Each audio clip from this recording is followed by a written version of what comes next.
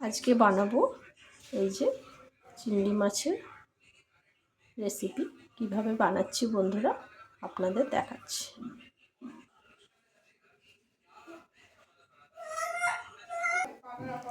কড়ার মধ্যে পরিমাণ মতো তেল দিলাম, অল্প করে চিনি,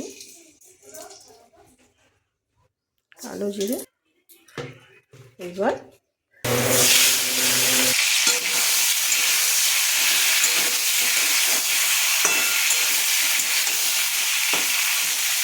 এটা ভাজা হতে থাক, ততক্ষণ মশলাটা রেডি করে নেব।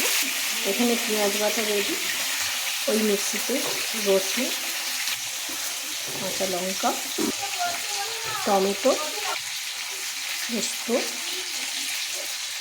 মগজ বাটা, এলাচ ভালো করে পেস্ট করে নেব। নুন, হলুদ, কাশ্মীরি লঙ্কার গুঁড়ো দিয়ে ভালো করে আবারও ভেজে নেব।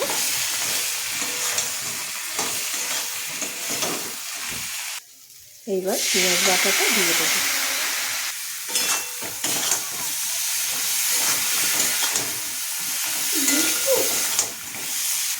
পেঁয়াজ বাটা দিয়ে কষিয়ে মিক্সির মশলাটা দিয়ে দেব।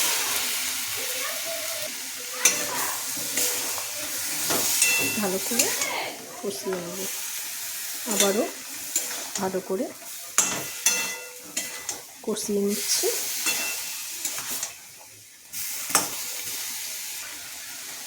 এতে জল দেবো না, দুধ দেবো।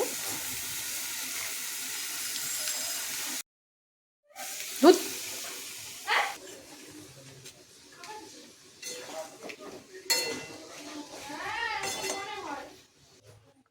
হয়ে গেছে রেডি। চিংড়ি মাছ রেডি বন্ধুরা, দেখছেন কি দারুণ দেখতে হয়েছে।